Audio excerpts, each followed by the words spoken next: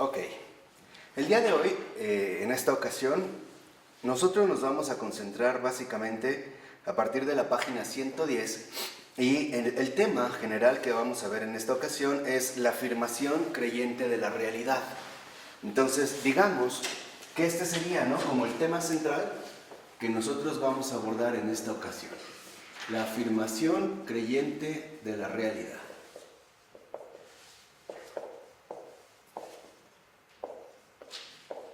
Ahora, ¿qué significa esta afirmación creyente de la realidad? Significa, en pocas palabras, que nosotros realmente asumimos la realidad en toda su profundidad, en toda su espesura y en toda su auténtica dimensión. Una dimensión conjugada de lo material y lo inmaterial, de lo visible y de lo invisible. De hecho, el propio Florensky, como muchos otros padres, sobre todo orientales, y también muchos otros padres occidentales, toman como base, digamos, como fundamento bíblico, las palabras iniciales del Génesis, ¿no?, que aparece en el libro 1, capítulo 1, versículo 1 de este libro del Génesis, donde dice: Dios creó el cielo y la tierra. Entonces, esta, digamos, sería como la postura inicial o la postura básica, a partir de la cual se va precisamente a desarrollar la afirmación creyente de la realidad. Parte, en efecto, de esta cita de Génesis: Dios creó el cielo y la tierra.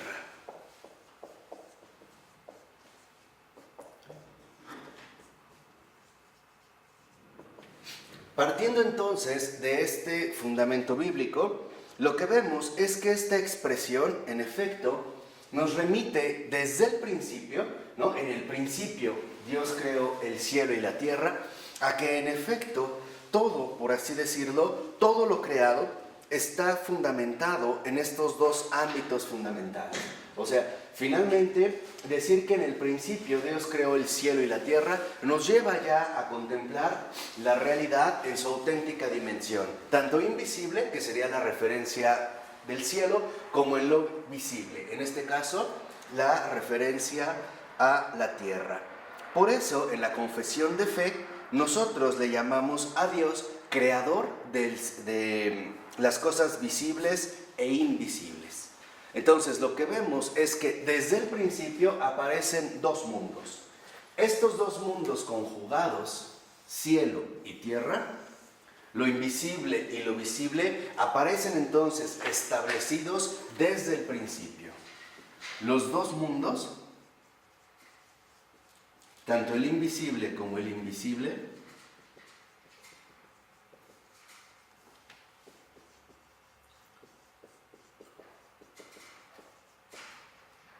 están dados desde el principio.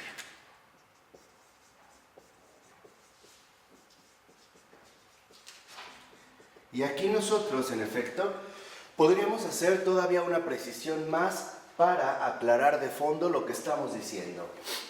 Cuando el Génesis, ¿no?, relata que Dios, en el principio, Dios creó el cielo y la tierra, lo primero que hay que tener en cuenta es que lo primero que es creado es lo invisible. Después será creado lo visible. Entonces, no debemos perder de vista justamente este orden fundamental de la propia creación. En un primer momento aparece lo invisible e incluso, por ejemplo, nosotros podríamos darnos cuenta de que en efecto este cielo, esta realidad invisible, los fundamentos espirituales de toda la creación, incluso nos remiten a la creación primaria de los ángeles y después a la creación secundaria de los hombres. El hombre ya no es enteramente un ser espiritual, sino que también ya posee tierra, ¿no? Sabemos que Dios tomó tierra y de ahí le insufló el espíritu.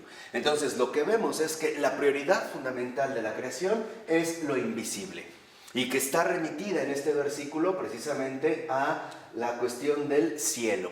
Esto es lo primario. Y la tierra en este sentido es lo secundario. Ahora, no significa que uno en este sentido sea, por así decirlo, más importante que otro. Significa que hay un orden mismo en la creación. Lo primero que ha sido creado es lo invisible. por ejemplo, los ángeles. Después será creado lo visible, por ejemplo, los hombres. Pero estos dos mundos están conjugados en una misma unidad. Y esta misma unidad es la que en efecto está dada desde el principio. O sea, no se trata en este sentido de que sean dos ámbitos completamente contrapuestos que están en una pugna fundamental uno y otro. En realidad se trata simple y sencillamente de los dos componentes fundacionales de todo lo creado. Porque lo que vemos es que Dios creó tanto esto como esto. Entonces, esto es muy importante para que nosotros no perdamos de vista que en efecto la realidad misma no es más que la confesión de fe de que Dios creó, ¿no?, las cosas invisibles y las cosas visibles. Las dos son creación suya. Entonces, en este sentido, estos dos mundos nos hablan de la creación entera.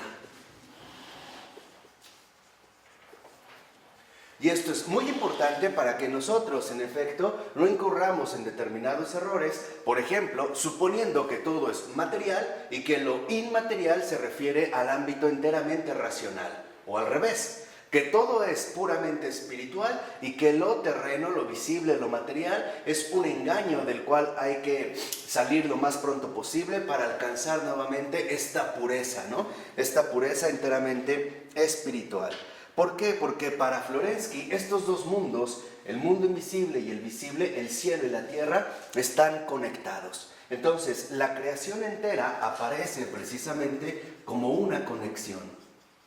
Y dicho sea de paso, es esta misma conexión la que nos remite de manera directa a la auténtica catolicidad. ¿Por qué? Porque lo católico, cuando se emplea en este sentido literal de universal, no se refiere solamente a una cantidad, vamos a decirlo así, que lograría abarcar todo un conjunto mayoritario. La catolicidad es mucho más que eso, porque la catolicidad nos lleva a contemplar de manera conectada, de manera reunida, la creación entera, tanto en su dimensión invisible como en su dimensión visible. Por ello nosotros podemos entender cómo la catolicidad en efecto nos remite a tomar en cuenta estas dos dimensiones de todo lo creado. Entonces, lo que podríamos nosotros aquí extraer son muchas cosas, pero ahorita nada más a manera de referencia, para que ustedes lo puedan desarrollar por cuenta propia, podríamos ver que, por ejemplo, en el caso del hombre, no solo importa, vamos a decirlo así, el desarrollo espiritual de su humanidad, sino también las condiciones materiales en las cuales esto se lleva a cabo. Dicho de otra manera, para la catolicidad lo importante es la persona. Y la persona es asimismo una creación unificada de dos ámbitos diferentes, tanto lo invisible como lo visible. Por ello es que la catolicidad, y esto hay que aclararlo de manera bastante precisa, jamás ha rechazado la dimensión material de la realidad creada. Y tampoco jamás se ha quedado, digámoslo así, estancada en la dimensión espiritual o invisible de esta misma realidad creada. O sea, la afirmación creyente de la realidad es una afirmación católica. ¿Qué quiere decir? Que contempla estas dos dimensiones que están profundamente conectadas precisamente en la obra o creación que Dios ha llevado a cabo. Entonces, lo que estamos tratando aquí de fundamentar es que esta creación entera en tanto conexión nos lleva literalmente a la comprensión de que se trata de una afirmación católica.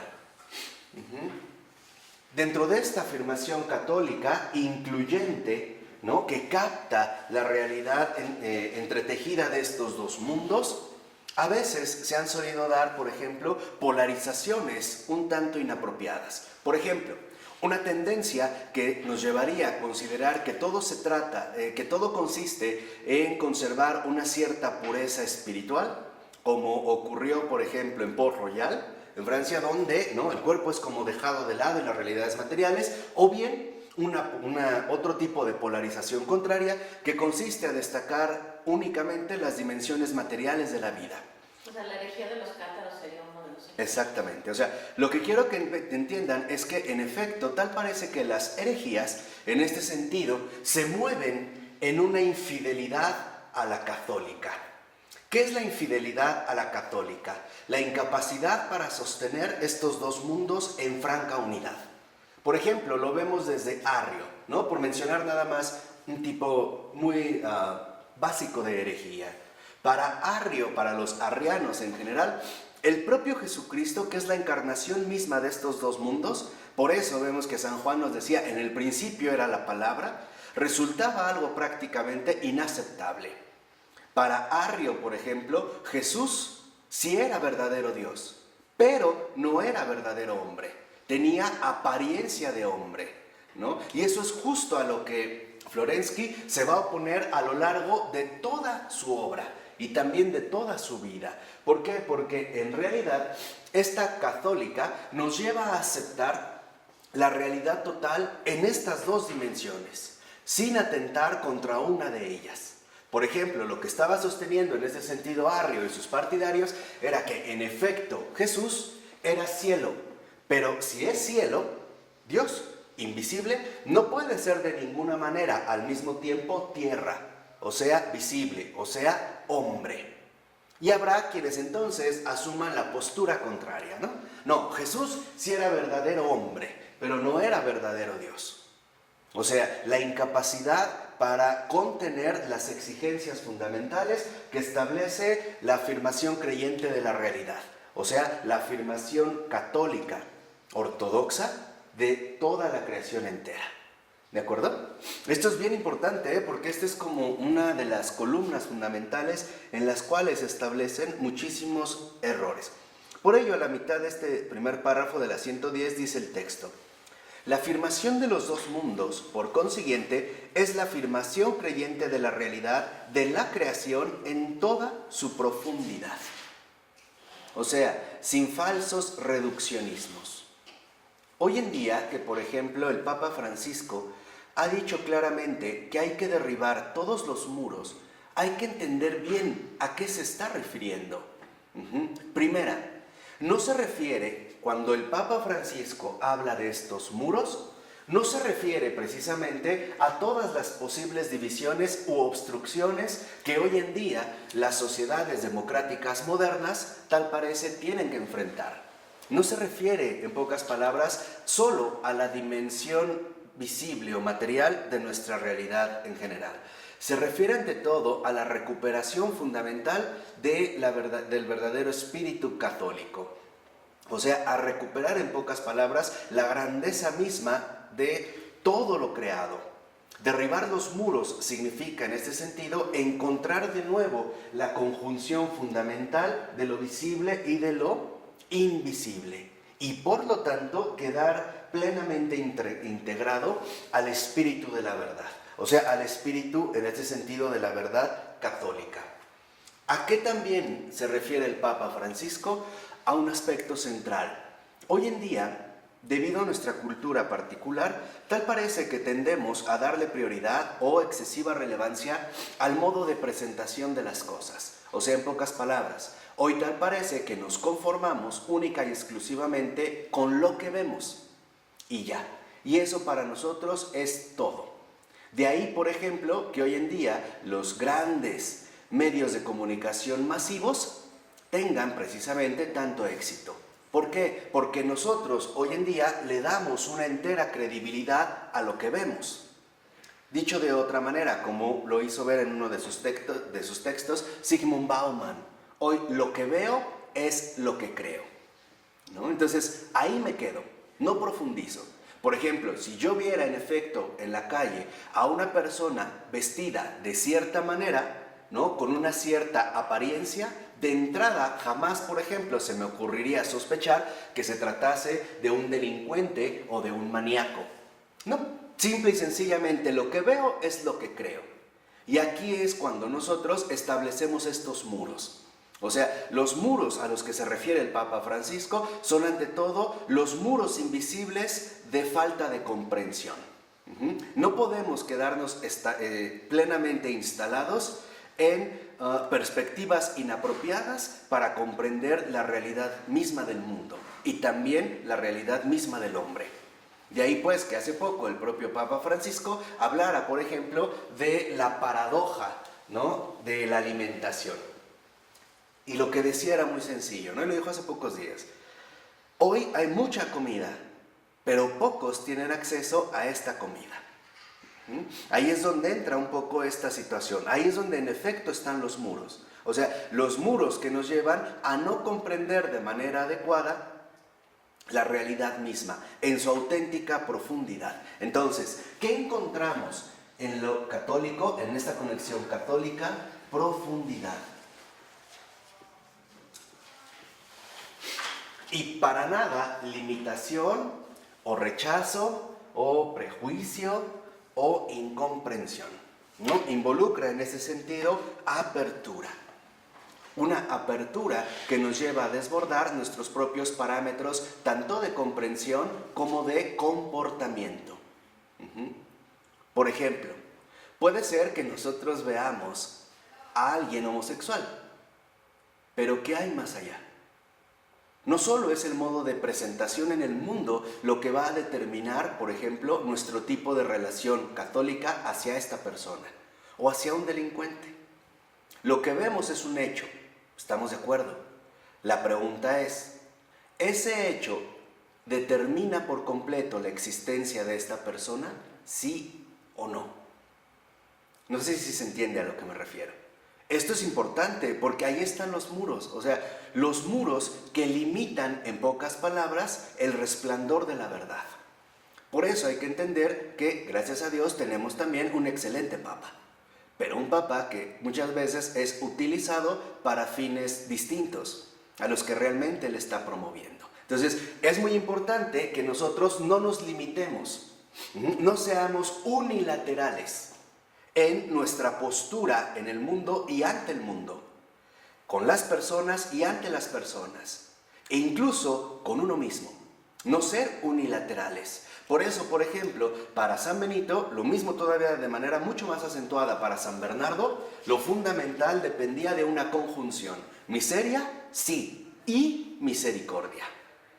Bajeza y grandeza. Pecado y gracia. Caída y redención.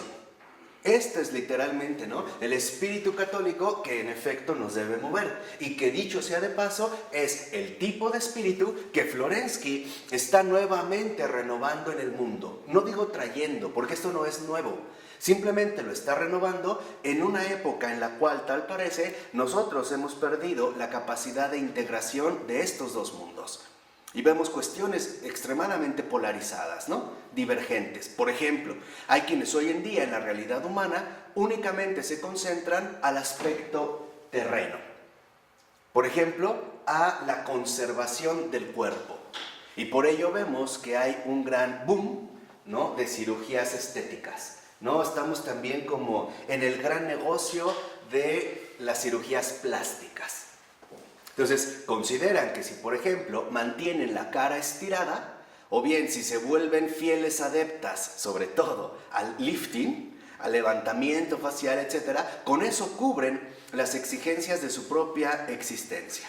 Pero olvidan, por otra parte, que no solo somos tierra, sino que también tenemos otra dimensión invisible que en efecto nos lleva al cielo. Y al revés. Hay quienes tenderían a considerar que todo depende de este mundo espiritual, no material, que habría que privilegiar sobre todas las cosas, siendo incluso, ¿no?, como bastante negligentes con la realidad misma en la cual nosotros estamos insertos. Entonces, lo que necesitamos recuperar es, en pocas palabras, lo que Jesús mismo nos enseñó, el espíritu católico. Acuérdense que Jesús no niega que el hombre necesita pan. Lo que dice es que no solo de pan vive el hombre. Entonces, ¿necesitamos oración? Sí, pero también alimentación. Necesitamos pan, es verdad, nadie lo ha negado nunca, pero también necesitamos espiritualidad. O sea, necesitamos cielo y tierra para alcanzar precisamente la coherencia fundamental de nuestra propia realidad creada. ¿De acuerdo? Por eso al iniciar la cita en esta página dice Florensky: pero justamente en esto consiste la grandeza. Aquí está el misterio, aquí el rostro terreno, transitorio, y la verdad eterna se han tocado. Entonces, para Florensky, cielo y tierra permanecen a partir de un contacto, una relación mutua, una integración primordial. Dice: ante la verdad terrena encuentra cumplimiento la acción de la verdad eterna. Y cuando se lleva a cabo este contacto con otros mundos, entonces de improviso el corazón turbado comienza a palpitar y estalla de gozo inefable. Entonces lo que vemos es que también para nosotros esta contemplación fundamental católica, o sea, esta contemplación de los dos mundos, también nos lleva a un gozo. ¿En qué consiste este gozo? En reconocer que no todo es según lo vemos, y tampoco todo es que no todo se reduce a lo que vemos. Por ello, acuérdense que había comenzado su reflexión Florensky a partir de la muerte de un amigo. Y la intuición, ¿no?, fundamental que Florensky desarrolló es que la muerte no es el fin de todo. Parecería más bien sugerirnos el avance hacia otra dimensión distinta. En pocas palabras, lo que nos dijo Florensky, ¿no?, que la muerte no es aniquilación absoluta, sino que incluso más allá de la muerte parece palpitar todavía una realidad invencible. En este caso, la resurrección. Y ahí es cuando nosotros, en efecto, alcanzamos este gozo. Piénsenlo en una situación ordinaria como una enfermedad. Una enfermedad, en efecto, tal parece dirigirse ante todo a nuestra dimensión terrenal. Pero uno puede encontrar este gozo uniéndose, por ejemplo, de manera espiritual a la redención misma de Cristo. Y entonces este mismo sufrimiento se transfigura. Ojo, no estoy diciendo que se quita, simplemente que se trasciende. Ya no se vive de esta misma manera, de este mismo modo. Dice a continuación Florensky: y se pone a cantar un himno apasionado y exultante a su Señor, agradeciendo y glorificando, derramando lágrimas por todos y por todo, sobre todo por aquello que a una conciencia no iluminada le parece horrible y vulgar. Aquí está el punto fundamental, o sea, este contacto que mantiene el cielo y la tierra desde el principio, o sea, que prevalece justo en la creación que Dios ha llevado a cabo, nos permite entonces a nosotros alcanzar una auténtica iluminación. Esta iluminación, en efecto, es la luz, o proviene de la luz de la verdad. Que es justo, por ejemplo, lo que menciona Florensky, ¿no? Nos lleva incluso a darnos cuenta que tal vez aquello que nos parece horrible o vulgar o despreciable, en efecto, no es lo único que está ahí presente, sino que hay otra dimensión fundamental que nos llevaría a entender las cosas de manera verdaderamente profunda, sin limitaciones, prejuicios o muros que nos impiden, en último término, acceder a una auténtica comunión, ¿no?, a esta unión fundamental de comprensión que estamos llamados todos y cada uno de nosotros, en tanto católicos, a ir adquiriendo de manera gradual, pero creciente día con día. Por ejemplo, en la literatura podríamos ahorita mencionar 3 casos muy concretos, fundamentales, de esta transfiguración, de aquello que en efecto nos podría parecer a primera vista horrible y vulgar, en una, realidad muchísimo más profunda de lo que nosotros podríamos suponer.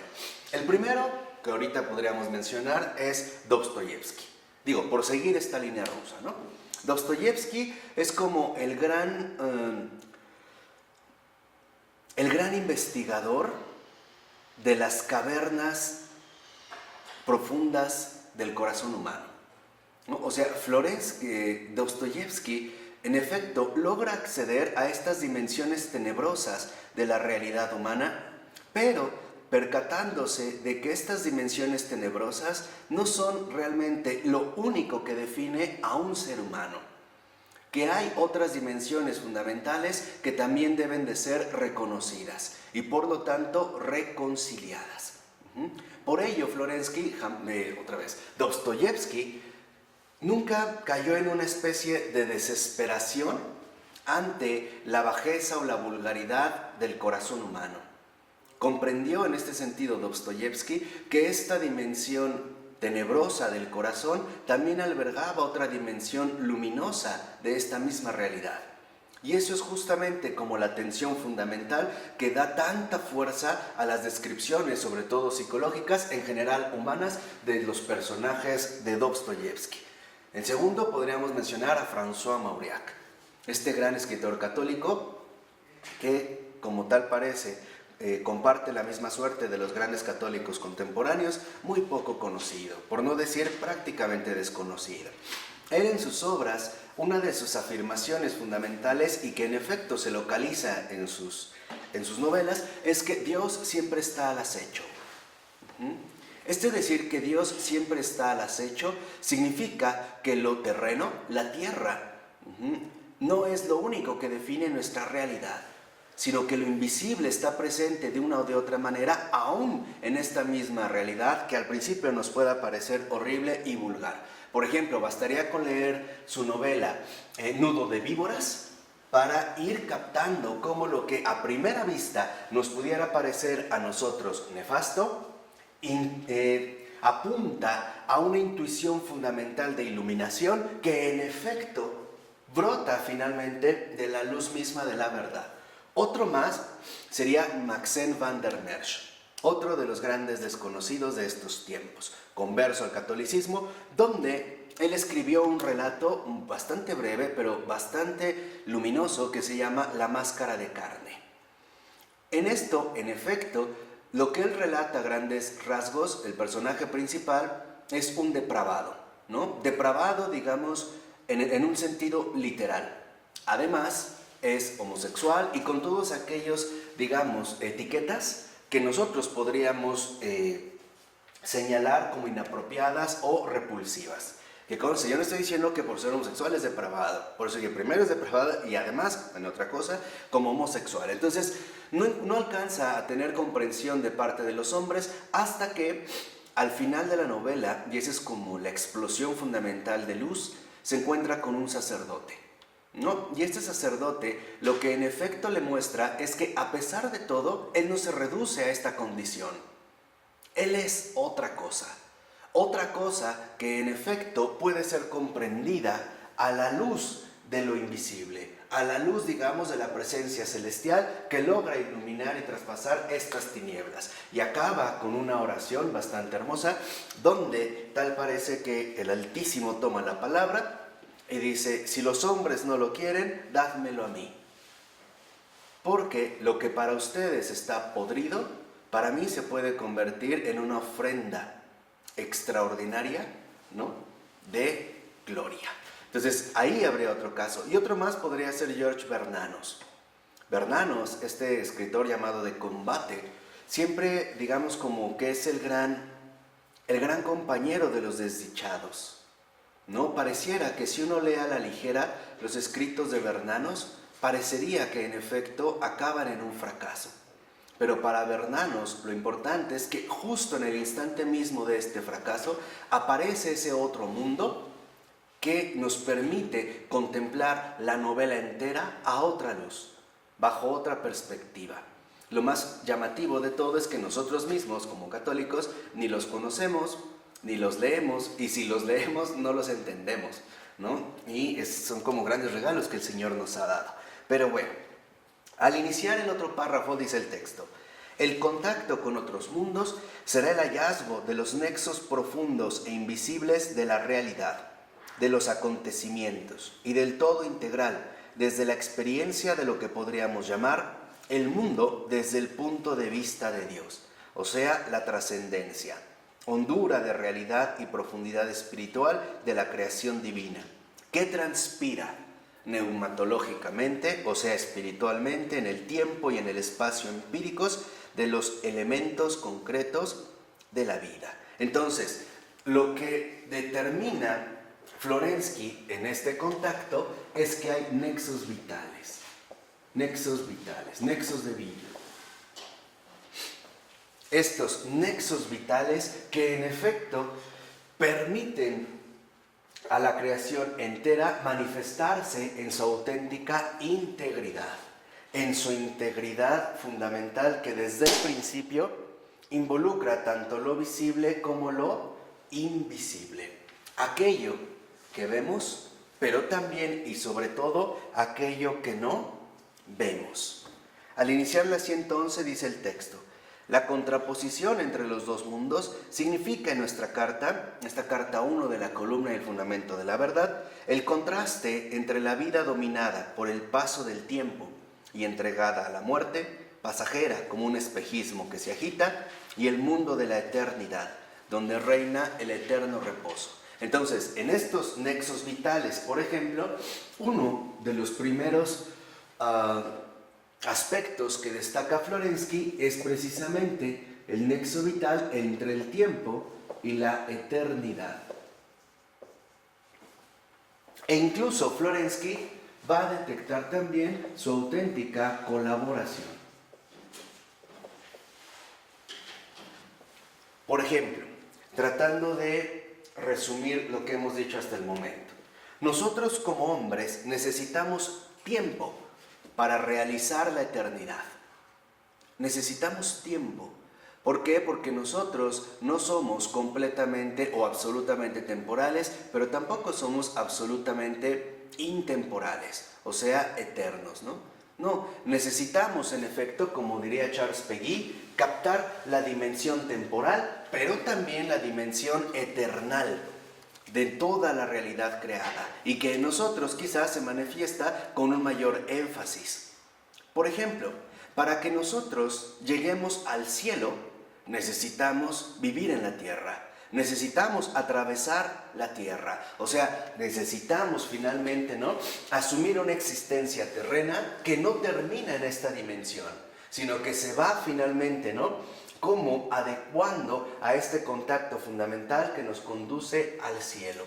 Por ello, por ejemplo, dentro de estos nexos vitales, en los cuales, como dijimos, Florensky destaca en un primer momento el tiempo y la eternidad, debemos de reconocer que en efecto cada instante cuenta. Cada instante de tiempo posee semillas de eternidad. Cada instante es fundamental para que nosotros podamos ir accediendo a esta dimensión celeste, a esta dimensión de eternidad, que en efecto se cuela, por así decirlo, en nuestra propia trayectoria temporal. Y esto es lo que nosotros podríamos considerar la dinámica fundamental de nuestra existencia. Nuestra existencia tiene una dinámica de colaboración, en donde el tiempo, en efecto, se coloca a favor de la eternidad. ¿Por qué? Porque el tiempo en sí nos abre una perspectiva fundamental que no se agota en él mismo, sino que nos abre, en pocas palabras, el acceso a esta eternidad. Y aquí es donde también nosotros debemos ya de recuperar el carácter noble del tiempo. El tiempo no es para nada un enemigo, El tiempo es dado por el Señor en su creación bajo un sello auténtico de nobleza. ¿Por qué? Porque cuando nosotros alcanzamos la eternidad, el tiempo ya no es necesario. Por ponerlo a lo mejor en términos más plásticos, el tiempo acepta sacrificarse por algo más grande. A través del tiempo, el tiempo nos va conduciendo en último término a la eternidad. Y cuando el tiempo, en este sentido, ha cumplido su misión, desaparece. Ya no se aferra a seguir presente. Y lo vemos, de hecho, en el propio transcurrir temporal. Cada momento pasa, cada instante de tiempo quedó atrás. Y no obstante aparece otro nuevo, quizá como una señal de enorme generosidad. El tiempo que el Señor nos ha dado nos permite adquirir enormes oportunidades. ¿Qué es entonces lo que busca el tiempo? Que ganemos la eternidad. Y ahí es donde vemos también esta dimensión sacrificial del propio tiempo. El tiempo no es arrogante, el tiempo en este sentido es noble. El tiempo no es más que este compañero que se sacrifica a cada instante para que nosotros alcancemos algo mayor, o sea, en este sentido la eternidad. Por ello es que les decía que hay una enorme colaboración, ¿no? Hay unos nexos vitales que están entretejidos, en efecto, en esta creación a través, en este caso, del tiempo y de la eternidad. Por ello, lo que vemos es que, en síntesis, el tiempo es el gran aliado de la eternidad. Y la eternidad es también la gran compañera del tiempo.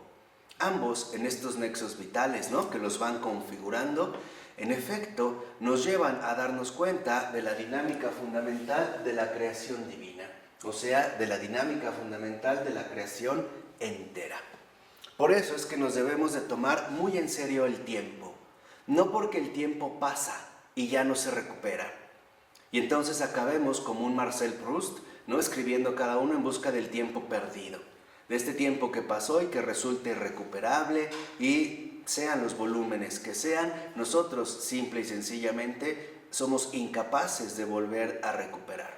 No por ello, tomarse en serio el tiempo no significa sentir el peso de la pérdida, significa decidirse por la ganancia.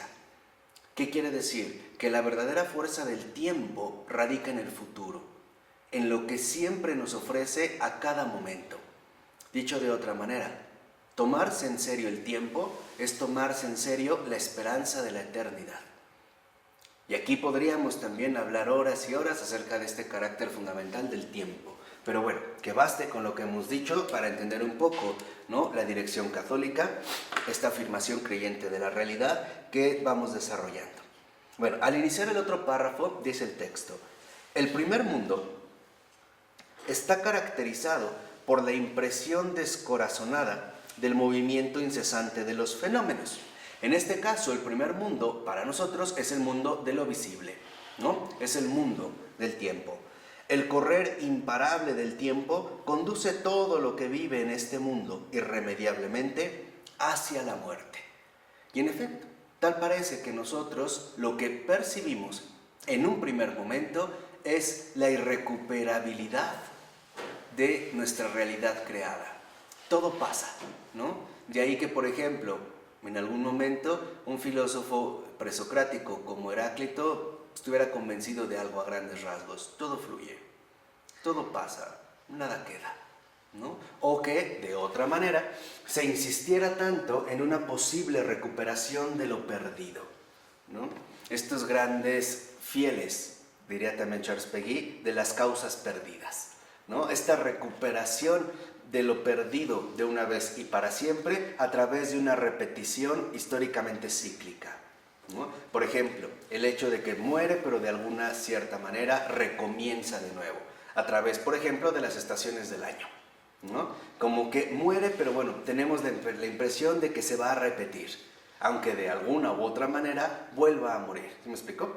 ¿No? Vamos hacia allá. Entonces, lo que sí es importante aquí destacar es que, en efecto, lo dice a partir de los 3 últimos renglones, que este carácter contradictorio de la vida natural tiene su raíz, sin duda, en la condición temporal, que siembra la muerte en el interior de la vida misma. Entonces, aquí sí es algo muy importante que veamos que al menos dentro de esta perspectiva o dentro de este punto de vista natural, lo que nosotros vemos es una especie de desgarre, una especie precisamente de contradicción.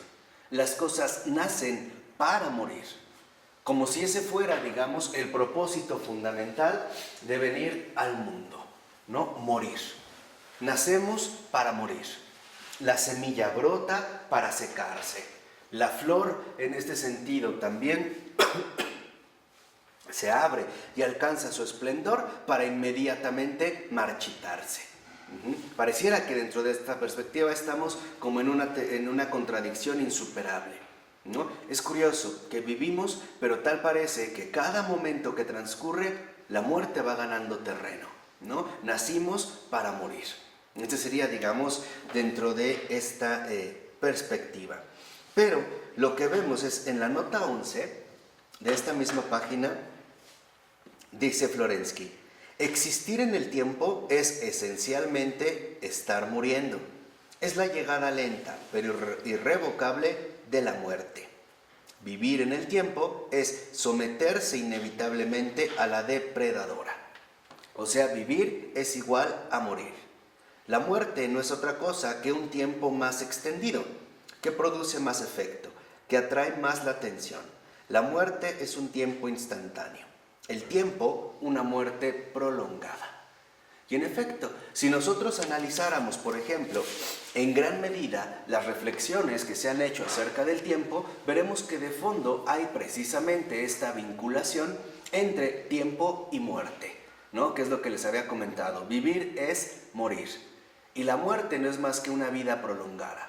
Perdón, la muerte no sería más que una vida prolongada a través del tiempo. Estas son, digamos, como las tendencias usuales que nosotros solemos adoptar, ¿no? De manera casi instantánea. Pero en la 112, dice Florensky en esa cita, hay dos mundos. El mundo de aquí es pulverizado por sus contradicciones, a no ser que viva por las virtudes del otro. Sus tendencias están hechas de sentimientos contrarios, sus quereres de deseos opuestos, sus pensamientos de proposiciones contradictorias. O sea, las antinomias hacen estallar todo nuestro ser, toda la vida de lo creado. Y aquí es donde aparece un término clave y fundamental en el pensamiento y obra del Santo Padre Pavel Florensky, antinomia. ¿Qué sería la antinomia? La antinomia es lo irreconciliable para nuestra capacidad humana, pero existente. Las antinomias, por ejemplo, es aquello que supera nuestra capacidad comprensiva. Una antinomia es lo que nos resulta como repulsivo entre sí, lo que de alguna manera nosotros no podemos reconciliar, como decíamos, ¿no? El tiempo y la muerte, o la vida y la muerte, o el nacimiento y el envejecimiento, etcétera, ¿no? O sea, pareciera la antinomia como este nudo que no se deja reconciliar, que tal parece no se deja conectar y que para nosotros desgarra nuestra capacidad intelectual y también nuestra capacidad afectiva. Dicho de otra manera, la antinomia es aquello que desgarra nuestro pensar y también desgarra nuestro corazón. La antinomia es como este dolor fundamental en el cual muchas almas sensibles pues han finalmente acabado en una cuestión bastante trágica. Aquí es donde aparece la antinomia y dice a continuación Florensky, por todos lados y siempre hay contradicción. En efecto, tal parece que si nosotros nos quedamos únicamente en este mundo inmediato, en este mundo natural, en este mundo visible, lo que encontramos por todas partes es contradicción. Dice, inversamente, por la fe que vence las antinomias de la conciencia humana y que atraviesa sus capas sofocantes, adquirimos una firmeza de roca que nos permite trabajar en la superación de las antinomias de la realidad. Pero, ¿cómo llegar a esta roca de la fe? Entonces, lo que vemos es que dentro de esta colaboración, en efecto, de estos nexos vitales, la fe nos permite superar las antinomias, no eliminarlas, Nuestra realidad, en cuanto tal, es una realidad antinómica, llena de contrastes y llena también en ese sentido de contradicciones. Pero es la fe la que nos permite superar en la conciencia humana, en toda la mens humana, en toda nuestra dimensión humana, justamente estas mismas antinomias. Entonces, la primera pregunta que se hace Florensky es, bueno, ¿cómo llegar a esta roca de la fe? Entonces, lo que vemos es que el mundo, ¿no? En cuanto tal, ahora por poner estos nexos, el mundo es contradicción. Tal parece que en efecto domina la contradicción, ¿no? Vivir es morir, etc. Pero la fe, en este sentido, supera la contradicción, no la anula, la supera.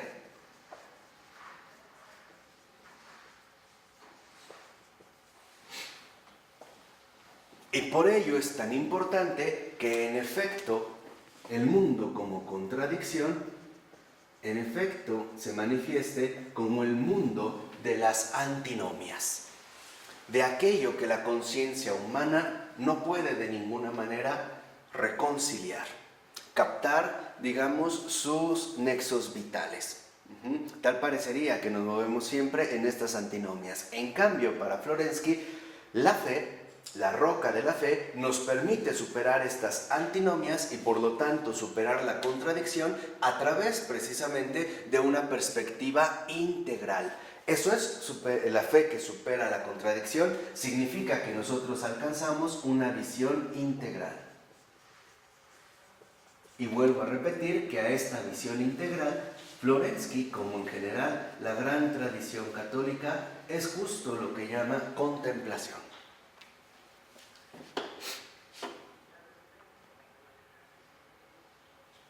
Y como dice el texto al iniciar el otro párrafo, describir cómo la fe vence las antinomias de la conciencia humana y atraviesa sus capas sofocantes es el objetivo de la teodicea. Entonces, aquí lo que vemos es que en efecto, el objetivo fundamental de la teodicea que elabora Florensky es describir de qué manera la fe vence las antinomias de la conciencia humana y va superando cada vez más sus capas sofocantes. ¿Cuáles son estas capas sofocantes? Las contradicciones profundas que nosotros vamos encontrando a través de nuestro recorrido. Y por lo tanto, se esforzará no solo en describir, digamos, cómo la fe vence estas antinomias, sino también que se esforzará en la teodicea por abrir la conciencia a la experiencia contemplativa de la verdad eterna. Entonces, lo que vemos es que en efecto esta contemplación es la experiencia de la verdad eterna, la vivencia. Acuérdense que Florensky ya nos había hablado de esta cristología experimental, ¿no? Es la experiencia de la verdad eterna.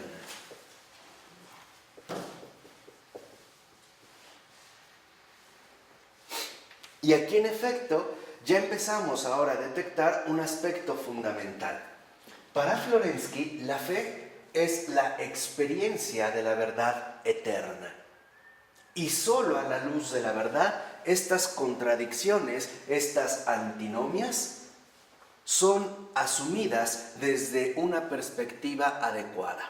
O sea, en otras palabras, desde una perspectiva de fe. Entonces, la experiencia de la verdad eterna es, en este sentido, la perspectiva de fe.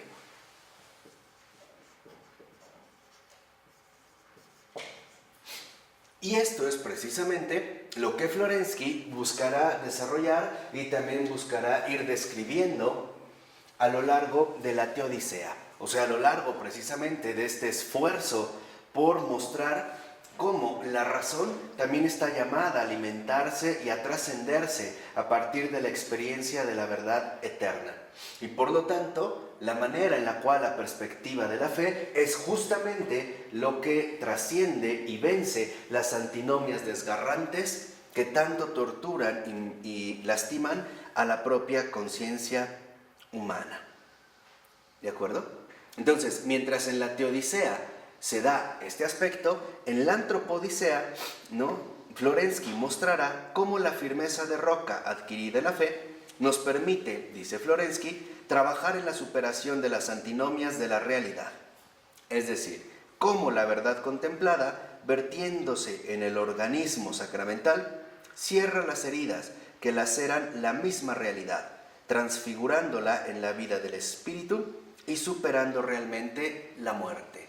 O sea, lo que la teodicea nos hace comprender y adquirir la perspectiva de fe, la antropodicea lo pone en práctica. Es la aplicación precisamente de esta perspectiva de fe. Entonces, podríamos decir en este sentido que teodicea es adquisición. Adquisición de esta perspectiva, de la experiencia de la verdad eterna, ¿no? Adquisición de la experiencia de la verdad eterna.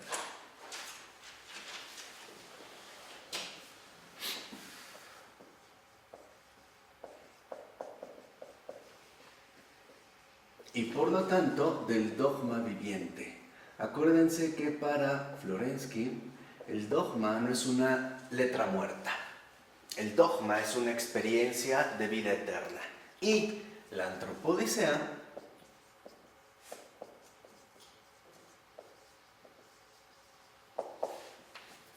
y en este sentido la antropodicea se manifiesta justamente como la aplicación, superación de estas antinomias. O sea, la antropodicea ya sería la aplicación de dicha adquisición, de dicha experiencia, ¿no? Y mientras aquí es la experiencia fundamental del dogma viviente, aquí aparece esta superación como la vida sacramental.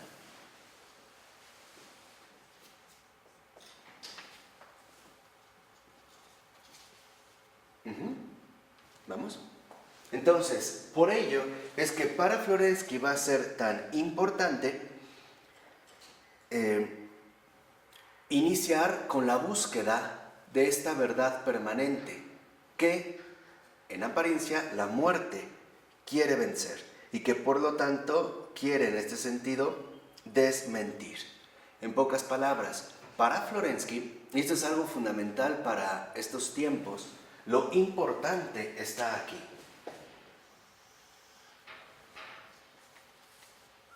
Porque para Florensky, lo que en realidad vence la muerte y la antinomia es la verdad eterna, la verdad viviente.